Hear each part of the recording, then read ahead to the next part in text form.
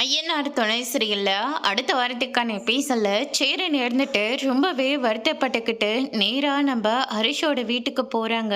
என் தம்பிக்காக தான் நான் சீக்கிரமா கல்யாணம் பண்ணலாம் அப்படின்னு சொல்லிட்டு எல்லாத்தையுமே அவசர அவசரமா ரெடி பண்ணேன். ஆனா கடைசி நிமிஷத்துல அந்த நிச்சயம் கூட நடக்காம போயிடுச்சு ஹரிசு அப்படின்னு சொல்லிட்டு ரொம்பவே வருத்தப்பட்டு பேசிக்கிட்டு இருக்காங்க. மனசை தளர விடாத பையா அப்படின்னு சொல்லிட்டு ஹரிஷ் வந்து ஒரு பக்கம் சொல்லவும் சேரன் இருந்துட்டு இனிமே எனக்கெல்லாம் எங்க கல்யாணம்னு ஒன்று நடக்க போகுது, இனிமே கல்யாணம்னு ஒன்று என் வாழ்க்கையிலே இல்லை அப்படின்ற மாதிரி நம்ம சேரன் வந்து ஃபீல் பண்ணி பேசிக்கிட்டு இருக்காங்க. இந்த நேரத்தில் இந்த விஷயத்த சொல்லலாமா வேண்டாமான்னு கூட எனக்கு தெரியல.